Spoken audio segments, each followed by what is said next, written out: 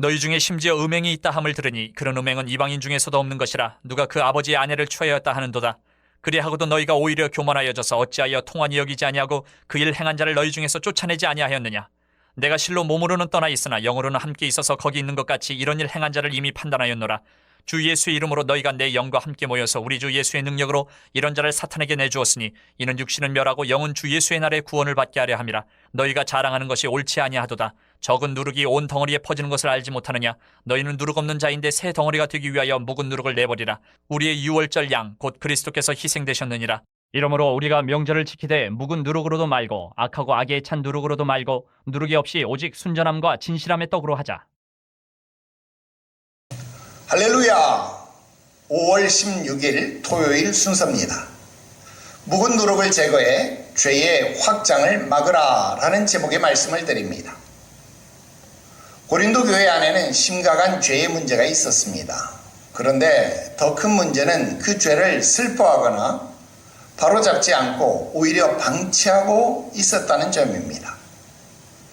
사도 바울은 이 상황을 매우 엄중하게 다루었습니다.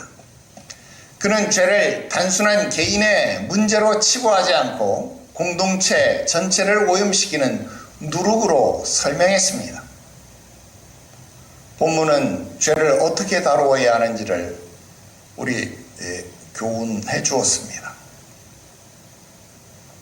첫 번째로 죄를 방치하면 공동체 전체가 병들게 됩니다. 1절은 교회 안에 음행이 있다는 충격적인 사실을 고발하고 있습니다. 심지어 이방인 가운데서도 드문 죄였습니다. 그런데 교회는 그것을 슬퍼하지 않았고 오히려 무감각해져 있었습니다. 죄를 죄로 여기지 않는 상태가 되었다는 것입니다.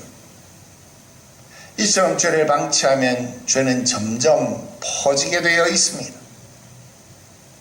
작은 죄라도 그대로 두게 되면 공동체 전체가 병들게 되는 것입니다. 두 번째로 작은 누룩이 온덩이에 퍼지는 원리와 같습니다. 6절에 바울은 적은 누룩이 온덩이에 퍼지는 것을 알지 못하느냐라고 질책합니다. 누룩은 처음에는 작아 보이는 것 같지만 결국에 전체에 영향을 미치게 됩니다. 죄도 누룩과 같습니다. 죄를 가볍게 여기면 신앙의 기준이 경계가 무너지게 되는 것입니다. 공동체 전체가 영적으로 약해지고 무너지게 되는 것입니다. 하나님은 오늘 우리에게 거룩을 요구하십니다. 내가 거룩하니 너희도 거룩하라. 즉 하나님의 공동체는 거룩해져야 하는 것입니다. 어떻게 해요? 바로 세 번째, 묵은 누룩을 제거함으로 새로워질 수 있다는 것입니다. 7절에 바울은 묵은 누룩을 내어 버리라고 권면합니다.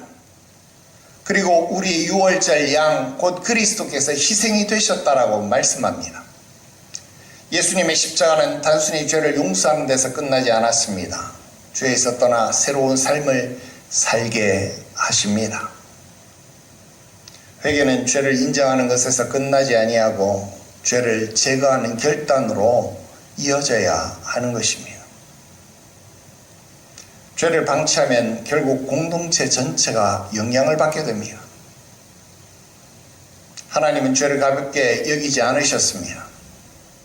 묵은 누룩을 제거해야 새 반죽이 되는 것처럼 죄를 제거할 때 공동체는 다시 거룩함을 회복하게 되는 것입니다.